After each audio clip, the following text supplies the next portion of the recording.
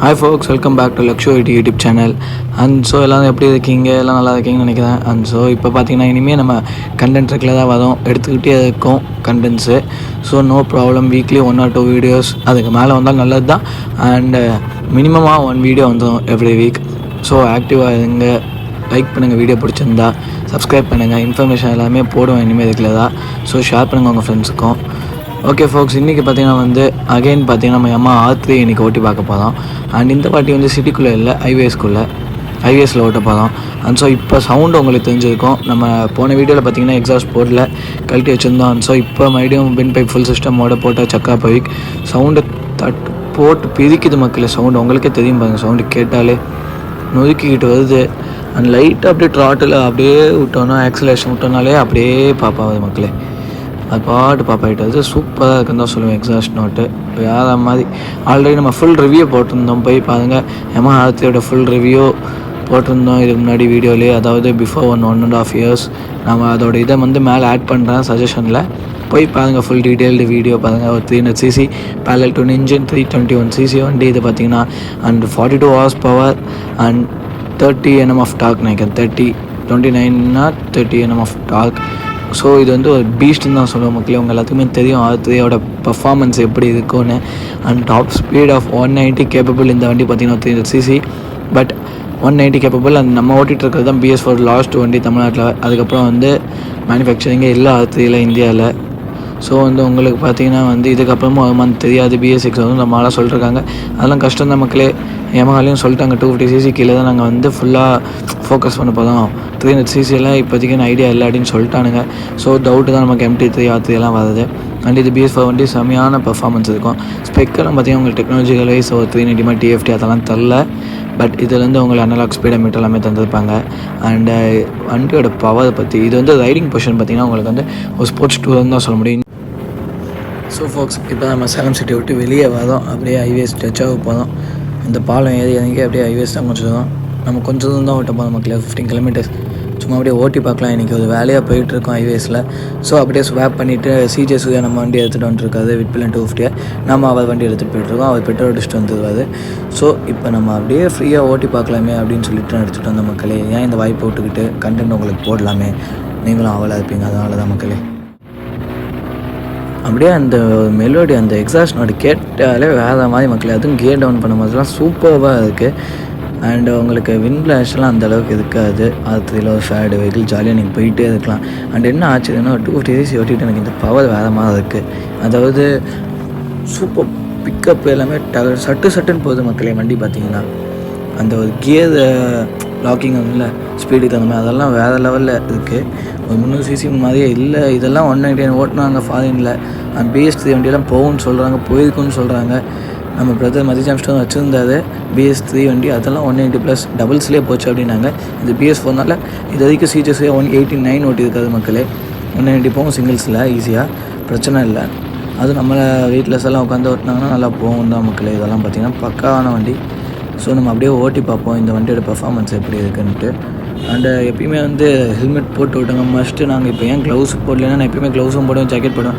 So இங்கே 10 to 15 kilometers தான் போதும். அதனால தான் ஹெல்மெட் மட்டும் போட்டு போயிட்டுருக்கோம் மக்களே. அண்ட் நம்ம வண்டி எடுத்தாலே ஹெல்மெட் போடுறது கம்பல்சரி. போட்டு அவங்க போலீஸ் பிடிக்கல, வண்டி எடுக்கிறீங்க ஹெல்மெட் போட்டுக்கோங்க மக்களே. சேஃப்டிக்கு தானே எல்லாம். நம்மளே ஏகப்பட்ட நியூஸ் எல்லா இடத்துலையும் பார்த்துட்ருக்கோம். ஸோ வண்டி ஓட்டும்போது கேர்ஃபுல்லாக ஓட்டுங்க, சேஃபாக ஓட்டுங்க, ஹெல்மெட் போட்டு ஓட்டுங்க மக்களே.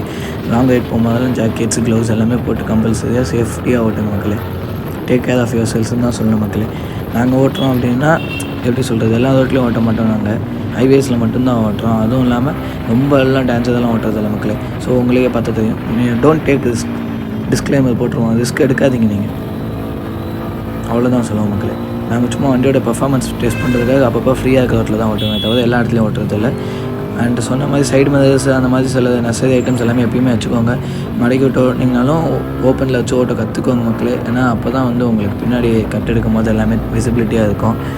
லெஃப்ட் ஓரம் கட்டுறீங்கன்னா கூட பின்னாடி ஆள் வராங்களா இல்லையா. ஏன்னா சில பேர் லெஃப்ட்டில் ஏறுவாங்க, அவங்க தப்பாக தான் ஏறுவாங்க. பட் நம்ம போய் ஆக்சிடென்ட் எடுக்கக்கூடாது. நம்ம லெஃப்ட் எடுக்கும்போது தேவையில்லாமல் இண்டிகேட்டர் போட்டு நம்ம என்ன தான் கை காமிச்சு லெஃப்ட் எடுத்தாலும் வேணுன்ட்டு லெஃப்ட்லேயே அழுத்திட்டு வருவாங்க. கண்ணாடி பார்த்துக்கிட்டு அது ப்ரிகாஷனாக ஓட்டலாம் மக்களே. ஸோ இந்த வண்டியோட எக்ஸாஸ்ட் நோட்டு ஆல்ரெடி கேட்டிருப்பீங்க, இப்போ எப்படி இருக்குது அப்படின்னு பாருங்கள். இது என்ன எக்ஸாஸ்ட்னாலும் சொல்லியிருப்பான். அக்ராபோவிக் எவல்யூஷன் தான். பைக்கர்ஸ் கேஃப் இதுக்கு காப்பி பார்த்தீங்கன்னா கான்டாக்ட் பண்ணுங்கள். பைக்கர்ஸ் கேஃப்க்கும் பெஸ்ட்டு டிஸ்கவுண்ட்ஸ்க்காக லக்ஷு ஐடி கோட் யூஸ் பண்ணுங்கள். அண்ட் இங்கே பாருங்கள் மக்களே, இப்போ ஓட்டிகிட்ருக்கோம், எவ்வளோ போகுதுன்னு பார்ப்போம். இதெல்லாம் நம்மளால் ஃபுல்லாலாம் இப்போ ஓட்ட முடியாது மக்களே. நம்ம க்ளவுஸ் எல்லாம் போட்டு வந்து இன்னும் கொஞ்சம் லாங் ஸ்ட்ரெச்சில் ஓட்டலாம். 150 ரீச் பண்ணிட்டு 158 ஓட்டியிருக்கோம் மக்களே. அண்ட் 158 கிலோமீட்டர் போயிட்டுருக்கு. இப்போ இது பார்த்தீங்கன்னா 50 கீழே போகுது மக்களே. அதுதான் நம்ம விட்பில்னா 256 தான். நிஞ்சா 300 இந்த அளவுக்கு போகுமான்னு தெரியாது, போகும். பட் கேப்பபிள் இருக்குது தான் நிஞ்சா 300. பட் அதோட R3 இன்னும் கொஞ்சம் பெட்டர் ஸ்மூத் இன்ஜின், அதோட கொஞ்சம் பவர் அதிகம். நிஞ்சா 300 டார்க் அதிகம் நினைக்கிறேன் R3. ஸோ வந்து இது பர்ஃபார்மன்ஸ் வைஸ் பக்காவாக இருக்குது. இந்த சிசி செக்மெண்ட்டில் பெஸ்ட் பைக் அப்படின்னு பார்த்தீங்கன்னா இன்றைக்கி இது இல்லை, நிஞ்சா தான் இருக்குது. ஸோ நிஞ்சா தான் ஒரு 4 lakhsக்குள்ளே. R3 இருந்தால் R3 தான் மக்களே அந்த ஒரு செக்மெண்ட்டுக்குள்ளே. ஏன்னா ஒரு எப்படி சொல்கிறது, ஸ்போர்ட்ஸ் டூ நிஞ்சா 300 அதே மாதிரி தான். ஒரு கம்ஃபர்ட்டாக உட்காந்து ஓட்டலாம். எல்லாமே ரெண்டுமே ஜாப்பனீஸ் தான். ஸோ நோ ப்ராப்ளம் மக்களே. வண்டியெல்லாம் வேறு லெவலில் தான் இருக்கும். நீங்கள் ஓட்டுறது கம்ஃபர்டபுள் எல்லாமே ஸ்மூத் எல்லாமே. ஸோ ஒரு பக்காவான R3 தான். செகண்ட் ஹேண்டில் நீங்கள் வாங்கணும்னு வச்சிங்கனாலும் இதுக்கு ஒரு டிமாண்டுன்னு இருக்குது.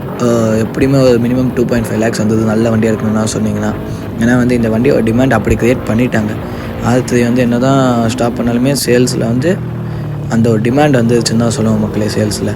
அண்ட் ஸோ இனிமேல் இதுக்குள்ள தான் கோப்ரோவில் வந்து நம்ம 4K Insta360 மைக் அடாப்டர் வாங்கியாச்சு. ஸோ உங்களுக்கு வந்து நார்மல் 180 டிகிரி ஆங்கிலையும் போட்டு நான் இனிமேல் vlog எடுக்கிறேன். இந்த வாட்டி 360 போட்டேன், தப்பாக எடுத்துக்காதீங்க மக்களே.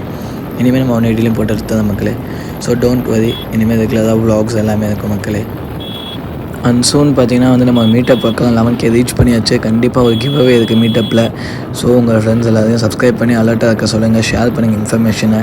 அதுக்கு என்ன மாதிரி கேம்ஸ் மாதிரி நடத்தலாமா என்னங்கிறது நான் நெக்ஸ்ட் அப்கமிங் வீடியோஸில் சொல்கிறேன் ஒவ்வொன்றா. ஸோ அலர்ட்டாக இருங்க மக்களே. ரெகுலராக சேனலுக்கு வந்து எல்லா வீடியோவும் பார்த்துக்கிட்டு இருங்க. Stay tune guys. அண்ட் வண்டியோட மெயின்டெனன்ஸ் பற்றி பேசும்போது நான் லாஸ்ட் வீடியோலேயே சொல்லியிருப்பேன். சர்வீஸ் பண்ணி எடுத்து மொத்தம் 3500 சம்திங் ஆச்சு. அண்ட் ஒவ்வொரு ஸ்பேஸும் வந்து கொஞ்சம் காஸ்ட்லியாக தான் இருக்காங்க. இது ஒரு ட்வின் சிலிண்டர் வண்டி, கண்டிப்பாக காஸ்ட்லியாக இருக்கும். நிஞ்சா 300 பார்த்தீங்கன்னா தெரிஞ்சதுக்கு நம்ம பிரகதி வச்சுருக்கான். அதுக்கு வந்து இது ஸ்ப்ராக்கெட்டே 15,000 இருந்துச்சு. இதுக்கு 18,000 19,000 நினைக்கிறேன் ஸ்ப்ராக்கெட்டு R3க்கு ரோலான்ஸ் ப்ராக்கெட்டு. ஸோ அந்தளவுக்கு காஸ்ட்லியாக தான் இருக்கும். ஏன்னா இது ஒரு ப்ரீமியம் கேட்டகரி பைக்ஸில் அது செக்மெண்ட். இது அந்தளவுக்கு ஒரு டெக்னாலஜி அந்த ஒரு மேக் எல்லாமே இருக்கிறனால ஸ்பேஸ் எல்லாமே காஸ்ட்லி தான் மக்களே. அண்ட் இப்போயுமே நீங்கள் வண்டி வாங்கினாலும் ஷோரூமில் அவைலபிள் ஸ்பேஸ். வண்டி தான் அவைலபிள் இல்லை, பட் ஸ்பேஸ் எல்லாமே வாங்கி தந்தாங்க. நம்ம கான்டாக்ட் பண்ணி கேட்டோம். இதில் எல்லா ஷோரூமுக்கு 4 to 5 days ஆர்டர் பண்ணால் கொண்டு வந்துக்கலாம் அப்படின்னு தான் சொன்னாங்க மக்களே. ஸோ நோ ப்ராப்ளம், ஸ்பேஸ் எல்லாமே அவைலபிளாக இருக்குது. அண்ட் ஸோ நீங்கள் வாங்க மாதிரி இருந்தீங்கன்னா கண்டிப்பாக போங்க, டெஸ்ட் ட்ரைவ் பண்ணி நல்ல வண்டியான்னு பார்த்து வாங்க மக்களே. அண்ட் ஸோ வீடியோ பிடிச்சிருந்தா லைக் பண்ணுங்கள், ஷேர் பண்ணுங்கள், சப்ஸ்கிரைப் பண்ணுங்கள். நெக்ஸ்ட் இன்னொரு vlogல வரேன் கண்டிப்பாக. அண்டில் தான் it's Lakshu YT. Bye folks, keep supporting. So நான் அந்த மீட்டப்போட இன்ஃபர்மேஷன் எல்லாத்தையும் ஷேர் பண்ணுறேன் மக்களே. தேங்க்யூ.